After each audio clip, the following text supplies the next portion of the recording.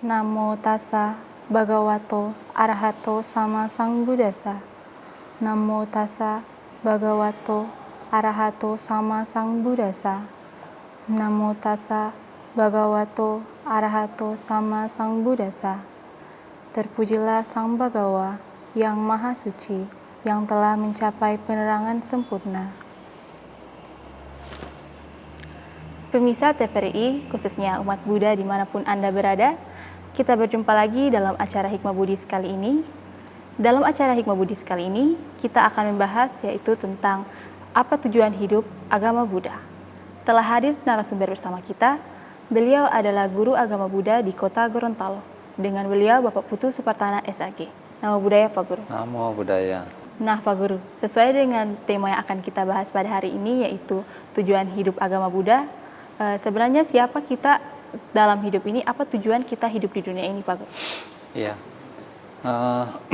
Setiap orang di dunia ini sebenarnya memiliki tujuan hidup. Nah, sebenarnya apakah tujuan hidup kita? Yang pertama adalah setiap orang itu pasti ingin bahagia. Nah, itu tujuan pertama. Tidak ada orang di dunia ini yang ingin hidupnya menderita.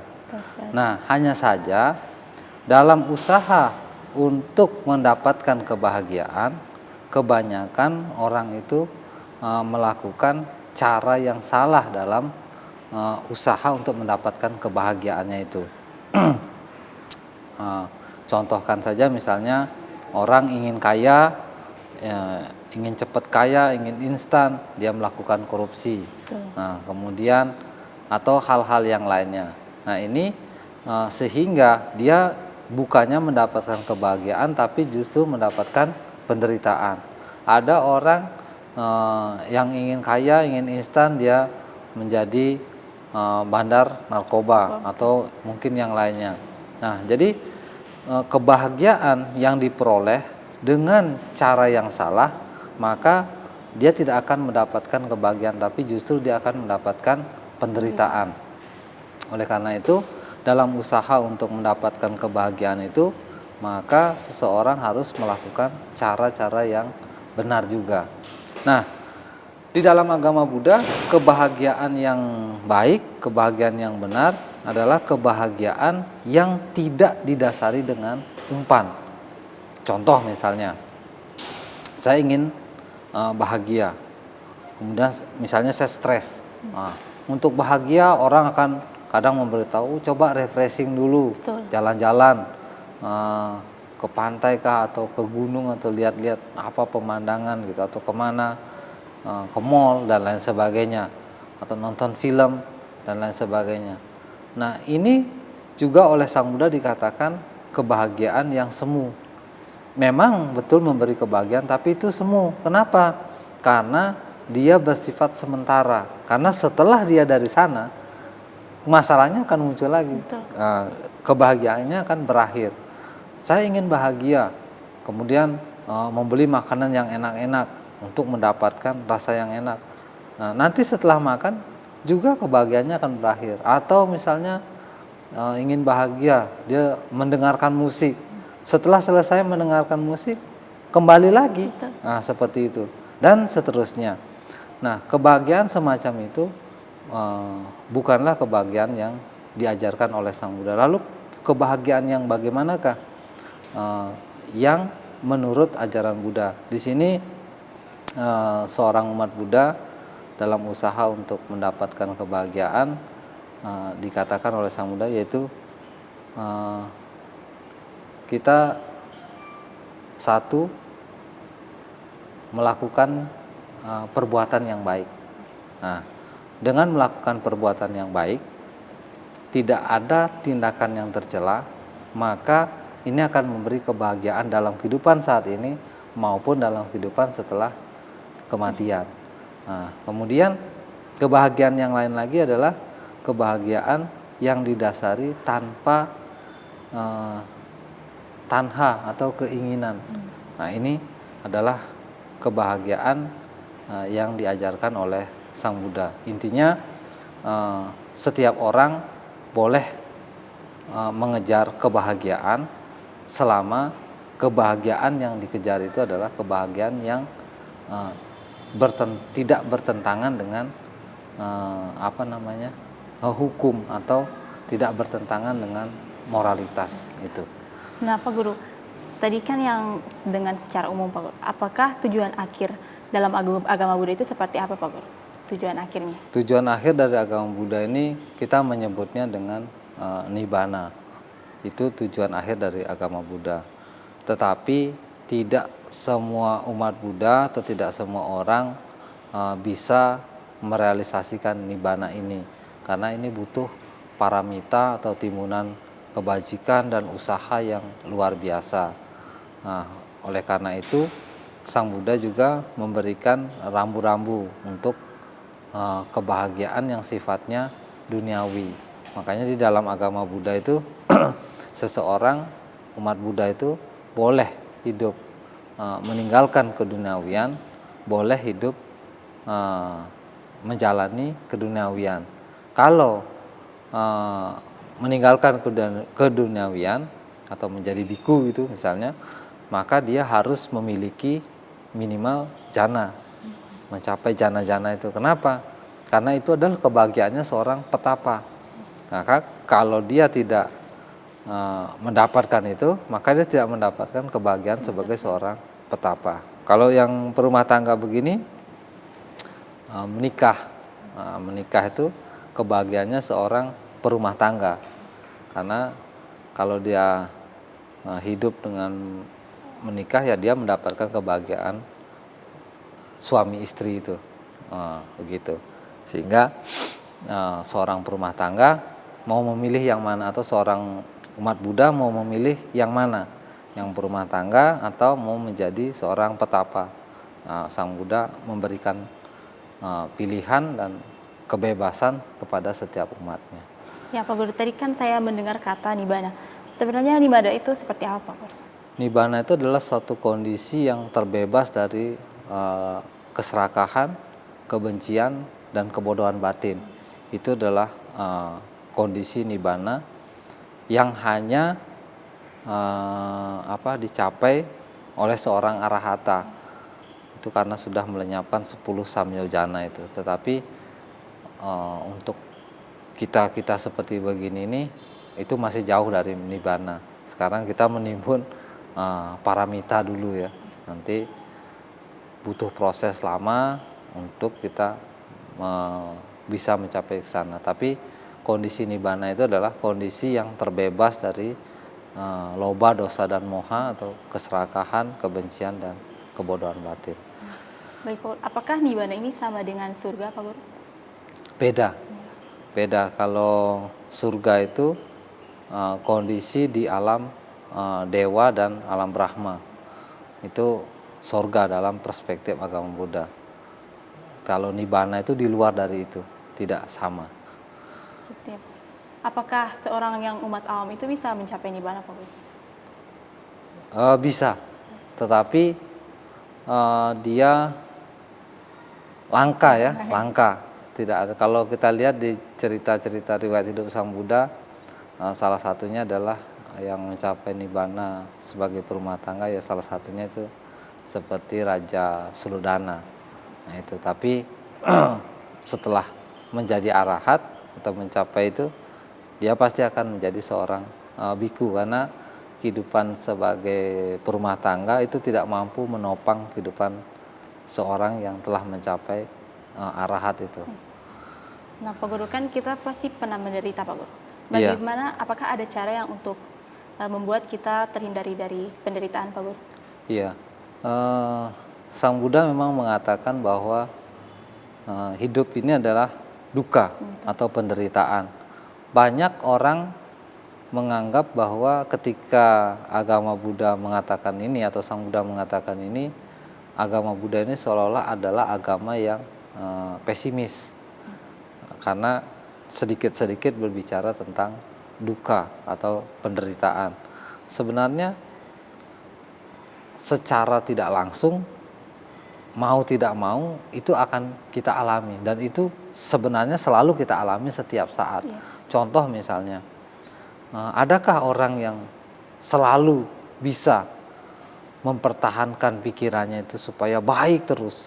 Tidak, saya hari ini ingin dan seterusnya pikiran saya supaya baik terus gitu. Tidak bisa. Karena apa? Tidak kekal.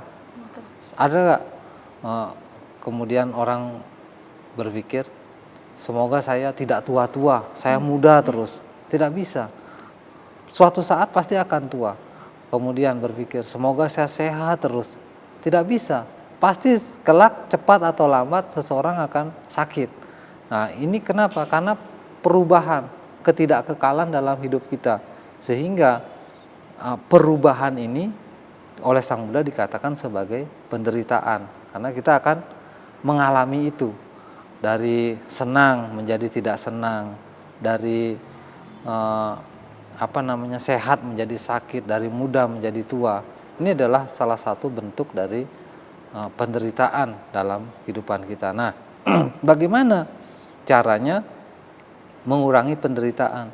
Di dalam Catari Arya Sacani atau Jalan Mulia di khotbah pertama Sang Buddha, 4 kesunyatan mulia tentang duka itu, Sang Buddha mengatakan sebab duka adalah tanha atau keinginan.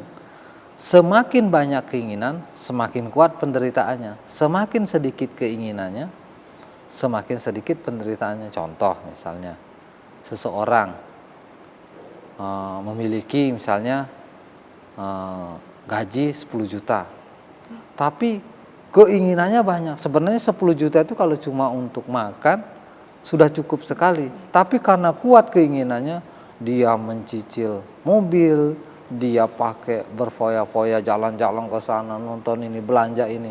Akhirnya tidak sampai sebulan, baru 10 hari gajinya itu sudah habis. Apa yang timbul? Penderitaan. Seandainya uang 10 juta cuma gunakan untuk makan saja, untuk kebutuhan yang memang betul-betul dia butuhkan dalam hidupnya dia, sebenarnya dia tidak akan semenderita itu gitu. Tapi karena banyaknya keinginan yang dimiliki, bahkan seperti tadi saya katakan sampai dia korupsi. Kenapa orang melakukan korupsi? Karena keinginannya terlalu kuat, keinginannya itu terlalu tinggi. Dia tidak pernah puas dengan apa yang dia miliki. Nah, makanya Sang Buddha mengatakan orang yang memiliki rasa puas, rasa cukup, itu adalah orang yang memiliki berkah gitu. Jadi puas dengan apa yang dimiliki. Tetapi kalau orang yang keinginannya kuat, tidak pernah puas, nah ini penderitaannya juga akan tambah kuat. Orang yang serakah, yang memiliki keinginan tinggi itu, biar kasih gunung atau biar kasih berlian satu gunung atau emas satu gunung, dia tidak akan pernah puas karena keinginannya terlalu kuat. Sudah memiliki harta, dia mau berkuasa, sudah memiliki semua, terus keinginannya itu akan muncul terus dan diikuti terus. Akhirnya apa yang terjadi? Penderitaan. Jadi kalau ingin mengurangi penderitaan, kurangi juga keinginan. Gitu. Nah, kan Pak Guru, kita ini kan sudah mempunyai agama. Nah, tapi mengapa masih sering terjadi kriminalitas di sekitar kita, Pak Guru? Tapi sebelum itu mohon ditahan dulu Pak Guru, karena kita akan jeda sejenak. Dan pemirsa, tetaplah bersama kami di Hikmah Buddhis.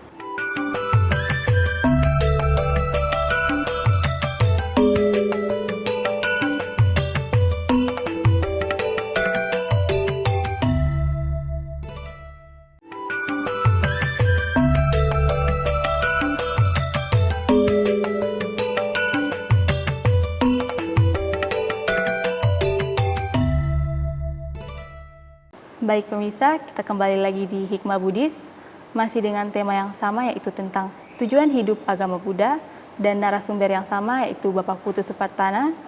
Nah, Pak Guru, sebagai yang kita ketahui, kita semua sudah memiliki agama, tapi mengapa masih banyak sikap kriminalitas yang terjadi di sekitar kita, Pak? Iya, baik. Mengapa orang sudah beragama tapi masih banyak terjadi kriminalitas? Yang pertama ya karena pemahaman tentang agamanya kurang. Bukan agamanya yang salah, tetapi pemahaman tentang agamanya itu yang salah, yang kurang. Nah, kemudian biasanya ini juga terjadi karena faktor pergaulan. Jadi pergaulan yang salah sehingga menimbulkan perilaku yang salah. Kalau saya kasih contoh misalnya sebuah kertas apabila digunakan untuk membungkus ikan yang busuk, maka kertas itu akan berbau busuk. Tapi apabila kertas itu digunakan untuk membungkus kayu atau bunga atau parfum yang wangi, maka kertas itu juga akan berbau harum. Demikian juga dengan pergaulan. Apabila seseorang bergaul dengan orang yang tidak baik, maka dia akan menjadi tidak baik.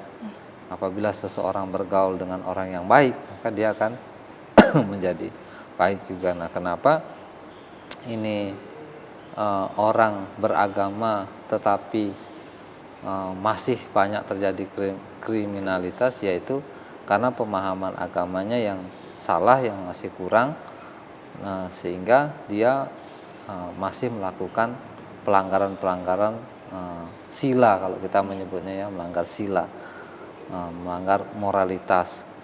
Itu artinya bahwa orang semacam itu tentu harus mendapatkan teman yang baik dulu, lingkungan keluarga yang baik, lingkungan masyarakat yang baik, kemudian mendapatkan bimbingan yang baik dari guru-guru yang baik.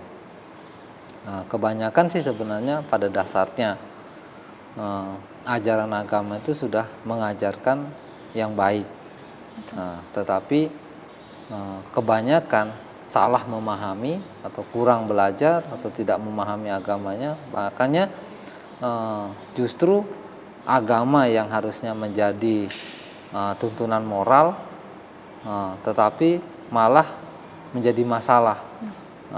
Sehingga kalau kita lihat contoh saja, misalnya kita di Indonesia ada 6 agama, tetapi bagaimana coba saya kita lihat sampah masih dibuang sembarangan, padahal ada sebuah slogan kebersihan sebagian dari iman. Artinya ini pemahaman kita tentang agama masih kurang, pengamalan tentang agamanya itu masih kurang, dan masih banyak hal-hal yang lainnya. Kita cenderung lebih takut kepada hukum negara yang dibuat manusia ketimbang hukum yang ada di agama kita. Mengapa? Karena hukum yang ada di agama itu memang tidak langsung memberikan buah yang spontan, akibat yang spontan ketika kita melanggarnya. Tetapi kalau hukum negara yang dibuat oleh manusia, ketika kita melanggar itu hukumnya langsung terjadi. Contoh misalnya orang mencuri langsung ditangkap, dipenjara.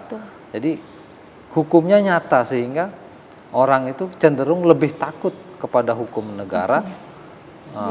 Jadi orang ini seolah-olah berbuat baik karena takut pada hukum negara, bukan pada ajaran, bukan dia baik karena ajaran agama, tapi dia lebih baik karena adanya hukum negara. Nah, inilah menjadi masalah yang kita hadapi, sehingga penting sekali mengajarkan ajaran agama ini atau mempelajari ajaran agama ini lebih dalam, lebih halus, lebih bijaksana gitu, sehingga agama yang kita anut ini, agama Buddha, di situ diajarkan tentang Pancasila, jangan membunuh, jangan mencuri, jangan berzina, jangan berbohong, jangan mabuk-mabukan, ya itu laksanakanlah begitu. Tetapi kadang juga ada salah persepsi ketika di dalam Buddhis diajarkan tentang Pancasila, kita diajarkan untuk tidak membunuh, tidak mencuri. Ya, ini sebenarnya kan hanya sebatas sila yang pasif sebenarnya, tetapi yang aktifnya juga kurang. Seorang umat Buddha kadang sudah tidak membunuh, tidak mencuri, tidak berzina, tidak berbohong, tidak mabuk-mabukan, tetapi kemanusiaannya kadang masih kurang. Nah, contoh misalnya ketika melihat orang susah, misalnya katakanlah di lampu-lampu merah gitu, kadang kita menjumpai anak-anak atau pengemis gitu ya. Nah, pada saat itu sebenarnya mereka itu kan ingin mendapatkan sedekah, tapi kita tidak mau memberi. Padahal tahu dia itu sedang susah, entah itu uang yang diperoleh nanti untuk makan apa, tapi kita tidak mau memberi. Nah, ini juga termasuk menurut saya kegagalan kita dalam beragama. Jadi yes moralitasnya, tetapi kemanusiaannya masih kurang. Kadang inilah di dalam antar umat beragama atau intern beragama, kenapa kita selalu diajarkan tentang toleransi, untuk menghargai perbedaan. Nah, ini tujuannya supaya tidak terjadi saling mengejek antar umat beragama atau saling menghina dan lain sebagainya. Kayaknya diperlukan toleransi. Agama itu sebenarnya tidak perlu diperdebatkan meskipun berbeda, karena apa? Itu keyakinan orang, hak asasi yang paling asasi dari semua hak asasi. Jadi makanya kita memerlukan toleransi yang tinggi dalam beragama. Oleh karena itu bagaimana cara beragama ini harusnya menimbulkan ketertiban dan kedamaian. Intinya bahwa kita beragama itu di samping moralitas tapi juga cinta kasih, belas kasih, empati pada orang lain. Nah, itu penting, tidak memihak. Nah, itu penting sekali yang kita sebut dengan Brahma Wihara itu. Nah, ya, kira-kira begitu ya. Nah, Pak Guru tadi kan mengatakan tentang pergaulan. Bagaimana pergaulan yang baik dan benar dalam agama Buddha, Pak Guru? Iya, kalau kita lihat di dalam Digha Nikaya di Sigalowada Sutta ya, itu pergaulan yang baik dan benar adalah ya seperti yang saya sebutkan tadi itu, kita harus pertama, karena kita bukan orang suci, bukan orang yang bijaksana tinggi, itu memerlukan orang yang baik dulu untuk kita jadikan teman bergaul. Kalau teman bergaulnya orang baik, ya kita akan menjadi orang yang baik juga gitu. Kalau teman bergaulnya orang yang salah, kita pun akan menjadi salah. Nah, kemudian di dalam masyarakat juga bagaimana kita menjunjung nilai-nilai kemanusiaan, toleransi itu. Kita lihat di Sigalowada Sutta, kita dianjurkan untuk menghindari teman-teman yang suka keluyuran tengah malam, yang suka mabuk-mabukan, yang suka mencari-cari tempat hiburan, ngajak kita berfoya-foya. Nah, itu di dalam Buddhis diajarkan untuk menghindari hal-hal semacam itu. Ya, Pak. Nah, Pak Guru, bagaimana pendapat Pak Guru tentang mereka yang menjelek-jelekan agama Buddha seperti mengotori wihara atau menjelek-jelekan tentang kitab suci agama Buddha, Pak Guru? Iya, kalau kita lihat sebenarnya bukan hanya agama Buddha ya yang mendapatkan apa yang suka dijelek-jelekan. Ya, semua agama A dari agama B. Nah, ini bagaimana kita menyikapi ketika terjadi hal-hal semacam itu. Nah, suatu hari, ini saya kasih cerita zaman Sang Buddha. Suatu hari ada seseorang yang menghina Sang Buddha. Menghina. Kemudian ketika itu Biku Ananda bilang sama Sang Buddha, kita pergi dari kampung ini, dari desa ini. Di sini semua orang menghina kita, mengejek kita. Nah, lalu Sang Buddha bilang sama Biku Ananda, kemana akan pergi? Ke desa yang lain. Bagaimana jika di situ lagi kita juga dihina atau dijelek-jelekkan? Kita pindah lagi ke tempat yang lain. Begitu terus. Kalau di tempat yang lain kita dibegitukan lagi bagaimana? Nah, akhirnya Biku Ananda tidak bisa menjawab. Lalu Sang Buddha mengatakan, jangan membalas kebencian dengan kebencian. Apabila kebencian dibalas dengan kebencian, maka kebencian itu tidak akan berakhir, begitu. Jadi apabila ada seseorang yang menghina saya sebagai guru dari para siswa saya atau sebagai Buddha, atau menghina agama Buddha, atau merusak kitab suci agama Buddha, sebenarnya jangan dibalas begitu. Jangan dibalas dengan kebencian, jangan dibalas dengan begitu. Jangan mata dibayar dengan mata. Nanti dua-duanya jadi buta begitu. Siapa yang menuntun? Jangan saling membalas. Tapi balaslah dengan cinta kasih. Apabila ada yang begitu, misalnya merusak wihara, ya diperbaiki gitu, wiharanya. Kalau ada yang mengotori wihara, ya dibersihkan begitu. Bukan membalas mengotori, itu tidak menyelesaikan masalah. Nah, jadi kebencian jangan dibalas dengan kebencian. Kemudian kalau ada yang menista agama Buddha, ya nggak apa-apa, kita diri sendiri harus menyelidiki apa yang diucapkan orang itu benar atau tidak gitu. Kalau benar ya diperbaiki, kalau ternyata tidak benar, ya sudah, tidak menjadi masalah. Oh itu tidak benar gitu kan, selesai urusan, tidak menjadi masalah apa. Intinya jangan apa-apa diselesaikan dengan cara konflik atau dengan cara kekerasan. Harus dilakukan dengan cinta kasih, dengan penyelidikan. Benar tidak seperti itu? Misalnya kita dibilang dengan sebutan hewan, ya lihat dulu ada ekornya atau tidak, kan begitu kan. Nah, kalau tidak ada ya berarti bukan gitu. Nah, itulah pentingnya kita bersikap bijaksana. Jadi dalam agama Buddha itu kita mengenal dengan 4 sifat luhur. Yang pertama adalah cinta kasih. Jadi kepada semua makhluk kita harus cinta kasih. Makanya kita setiap melakukan puja bakti selalu menutup dengan kata sabe sata bawantu sukitata, artinya semoga semua makhluk hidup berbahagia. Jadi tanpa terkecuali. Nah, kedua, belas kasihan. Belas kasihan itu adalah kepada orang-orang yang susah. Nah, jadi kalau ketemu orang susah ya dibantu gitu. Orang punya cinta kasih belum tentu punya belas kasihan. Contoh misalnya ya, ketika Angel melihat orang susah, apakah Angel akan berbagi pada mereka? Belum tentu. Belum tentu. Oh ya, kasihan.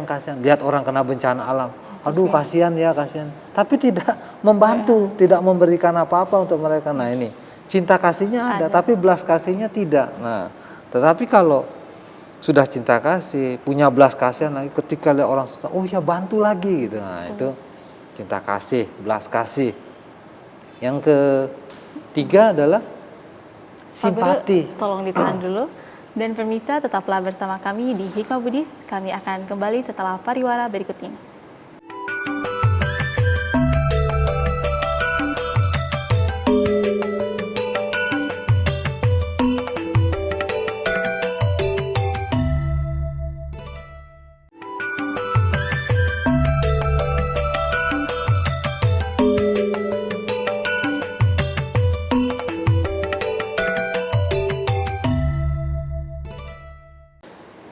Pemirsa, kita kembali lagi dalam Hikmah Buddhis, masih dengan tema yang sama, yaitu tentang tujuan hidup agama Buddha, dan narasumber yang sama, yaitu Pak Putu. Baik Pak Guru, silakan dilanjutkan. Ya baik. Yang ketiga yaitu simpati. Simpati itu artinya turut berbahagia atas kebahagiaan orang lain. Jadi ketika ada orang bahagia, ada orang happy mendapatkan sesuatu, mendapatkan apa saja, kemudian dia bahagia, kita turut berbahagia.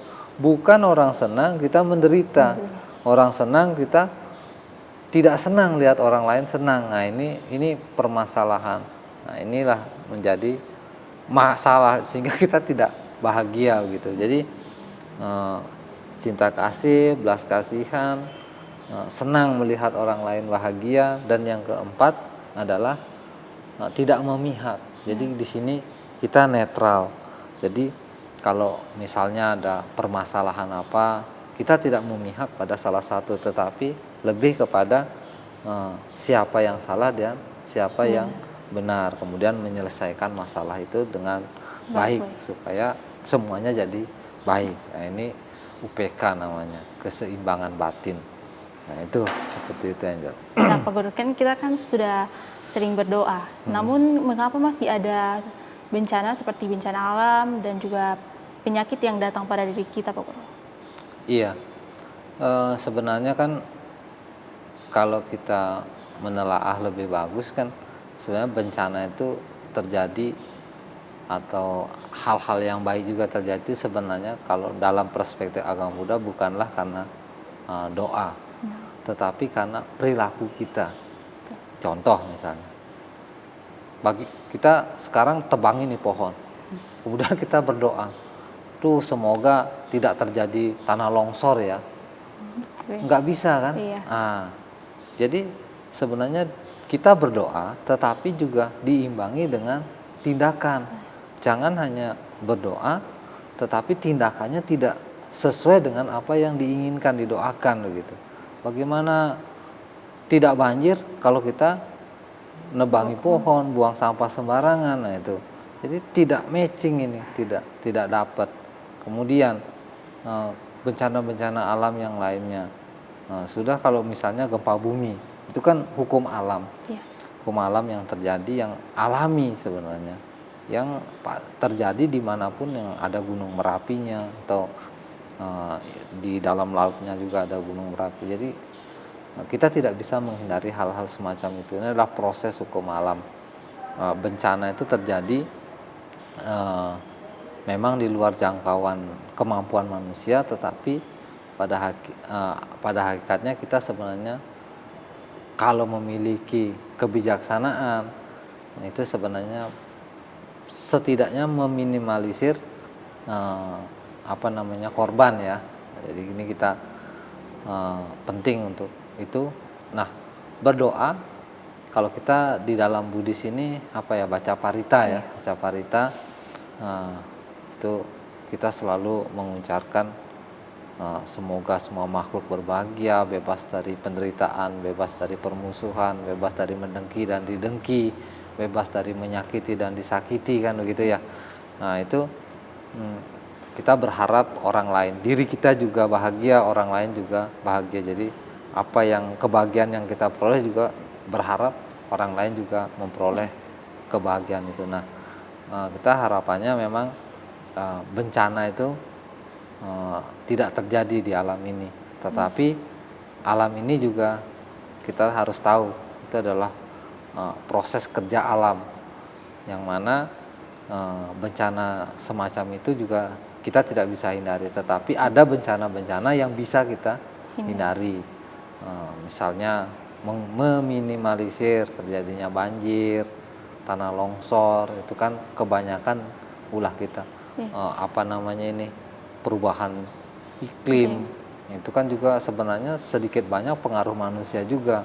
Kita kebanyakan menggunakan AC, bahan bakar kendaraan, ya kan, nah, itu berpengaruh, sehingga hal-hal semacam ini kita bisa minimalisir. Tetapi kalau bencana-bencana yang seperti Gunung Merapi yang begitu ya, itu tidak bisalah kita hindari. Gempa bumi itu karena sifat alam itu sendiri, tetapi kita bisa meminimalisir. Nah, jadi antara doa dengan perbuatan juga harus diimbangi. Jangan hanya berdoa tapi perbuatannya tidak sesuai dengan yang didoakan. Mau umur panjang tetapi makannya tidak teratur, makannya sembarang,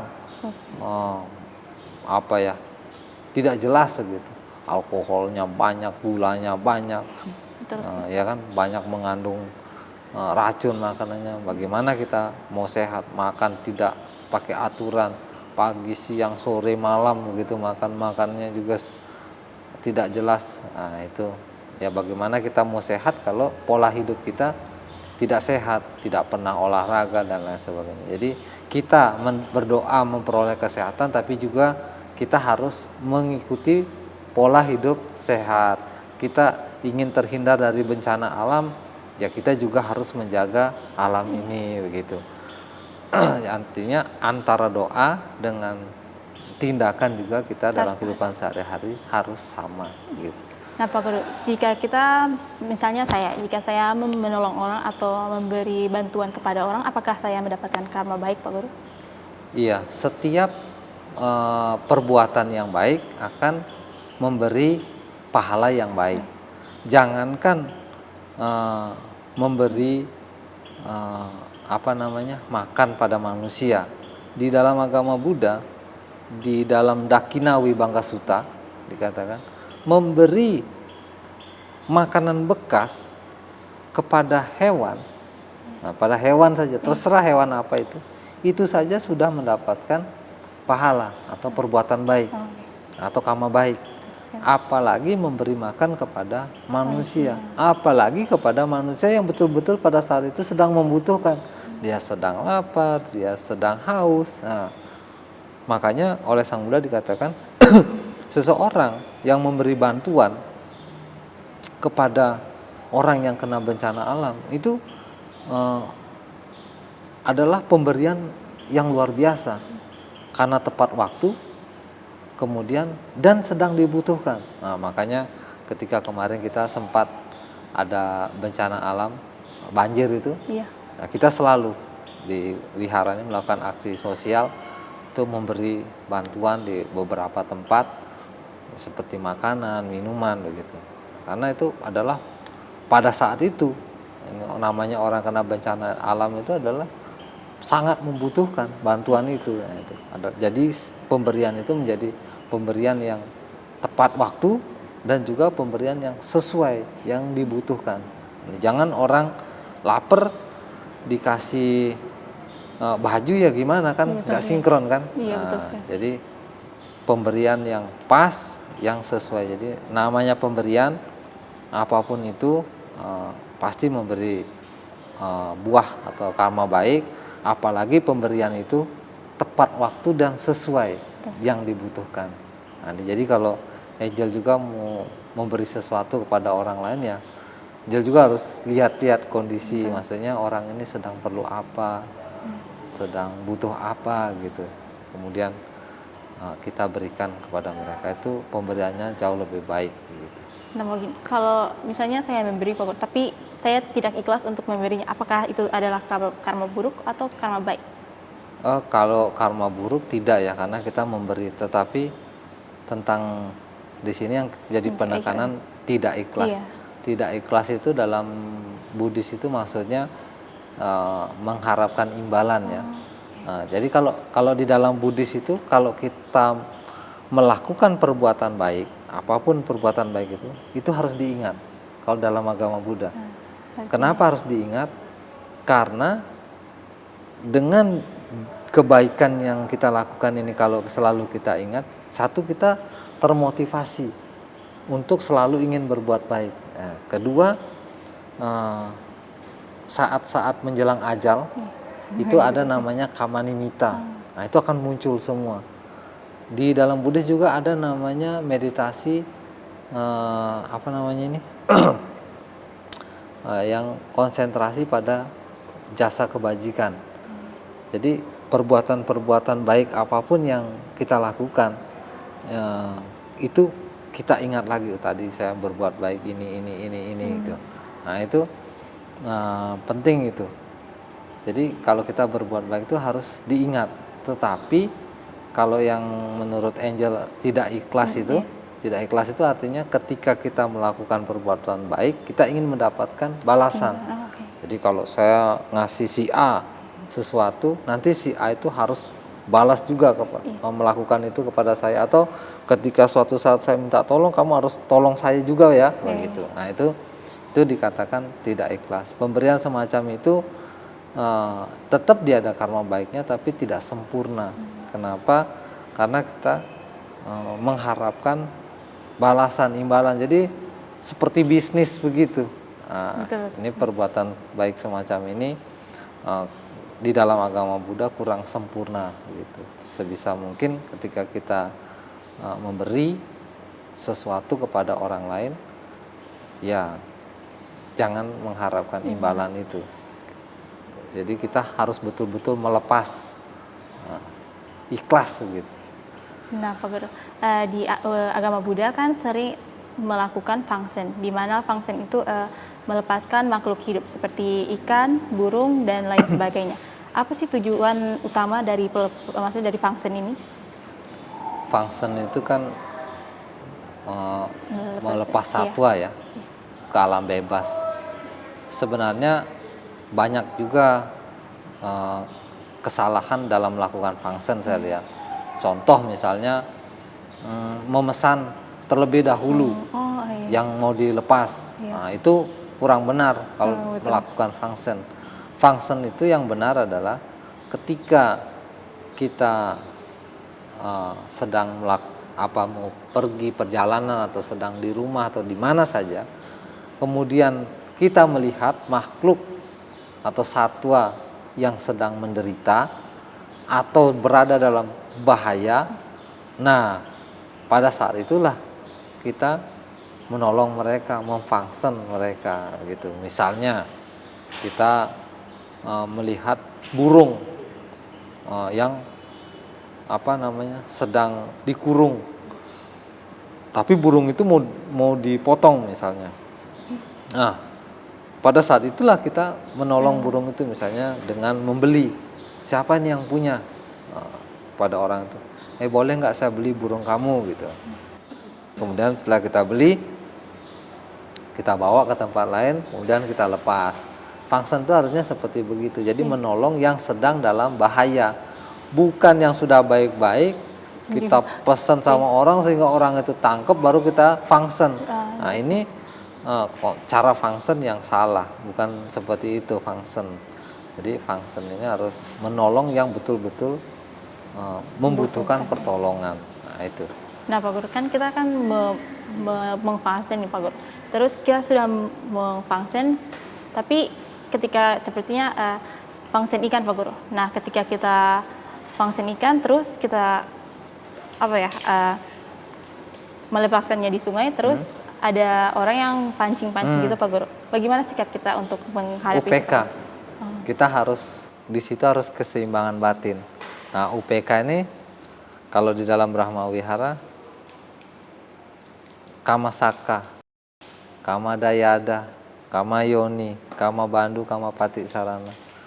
Dia memiliki karmanya sendiri.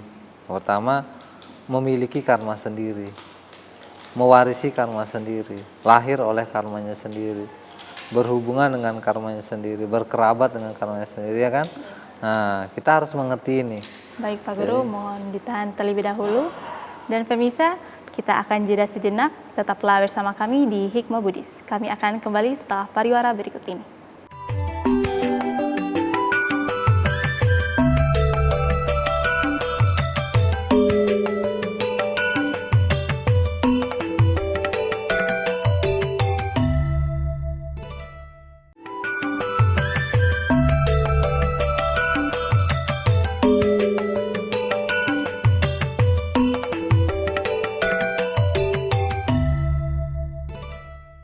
Pemirsa, kita kembali lagi dalam acara Hikmah Buddhis, masih dengan tema yang sama, yaitu tentang tujuan hidup agama Buddha, dan narasumber kita yaitu Bapak Putu Supatana. Silakan Pak Guru dilanjutkan atas penjelasannya. Ya, jadi ketika ada orang ketika kita function, kemudian ada orang yang nangkep lagi ikan itu, ya kita harus memahami tentang UPK itu. Bahwa dia memiliki karma sendiri, berhubungan dengan karma sendiri, lahir dengan karma sendiri, memiliki karmanya sendiri. Nah, ya kita harus mengerti itu, berarti itu akibat dari karma ikan itu sendiri gitu. Intinya kita sudah berusaha menolong dia, tetapi karena karma buruk dia, ya dia harus mengalami hal itu lagi ya, gitu. Jadi di sini kita UPK. Nah, Pak Guru, banyaknya kasus bunuh diri ini, Pak Guru, membuat kita sangat prihatin, Pak Guru. Bagaimana pandangan agama Buddha tentang bunuh diri ini, Pak? Iya, jadi memang beberapa belakangan ini ya ada banyak kasus itu. Jadi sebenarnya orang melakukan itu berpikir mau menyelesaikan masalah dengan cara yang instan. Nah, sebenarnya ketika kita mengalami masalah, kita melakukan bunuh diri itu sebenarnya tindakan yang salah.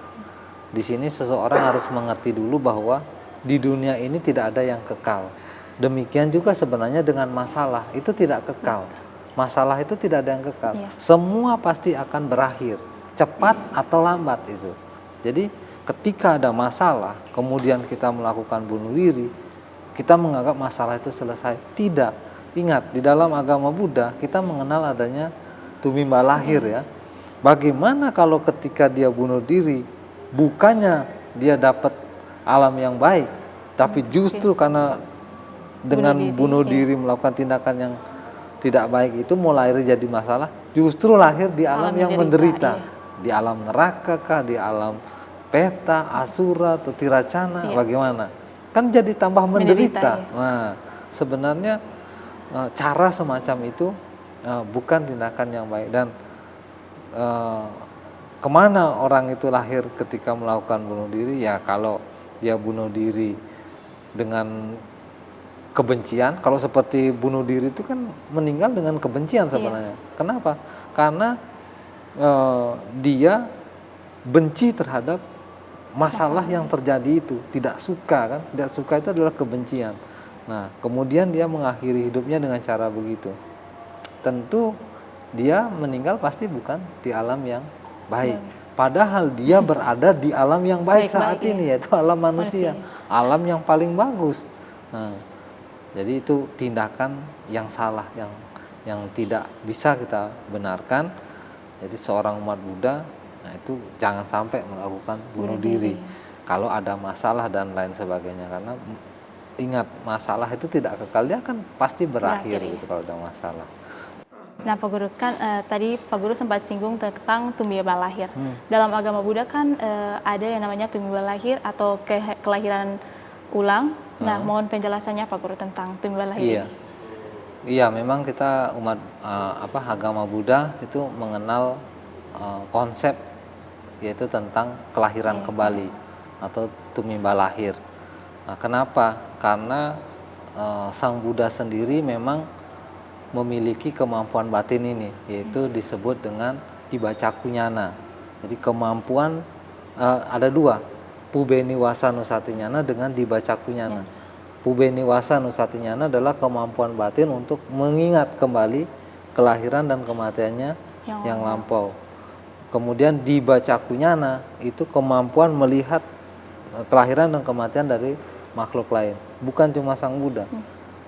Zaman sekarang juga para biku banyak yang memiliki kemampuan ini. Dia mampu melihat atau mampu mengetahui kelahiran dan kematian dari makhluk lain. Bahkan saat ini pun di Indonesia ada yang memiliki kemampuan itu. Mungkin suatu saat kita coba talkshow ya sama mereka, kita undang gitu. Nah, dengan adanya kemampuan yang dimiliki oleh Sang Buddha itu, sehingga Sang Buddha mengajarkan tentang bahwa hidup kita ini tidak hanya kehidupan saat ini. Kita sudah mengalami kelahiran dan kematian berulang-ulang. Itulah mengapa saya mengatakan bahwa tujuan agama Buddha itu bukan alam surga. Karena di situ juga nanti mati lagi. Mati di situ.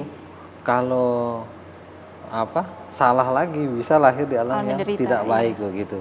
Jadi sehingga tidak menjadi tujuan, tapi tujuan Sang Buddha adalah mencapai nibbana supaya tidak mengalami tumimba lahir itu lagi. Nah, jadi kita mengenal konsep tumimba lahir atau kelahiran yang berulang. Makanya dalam hidup ini seorang umat Buddha itu ditekankan sekali untuk jika di kehidupan yang akan datang kita ingin panjang umur, sehat-sehat, maka dalam kehidupan ini kita ya jangan membunuh, jangan menyakiti gitu. Kalau di kehidupan akan datang kita ingin lahir ganteng, maka dalam kehidupan saat ini ya murah senyum, jangan marah-marah gitu.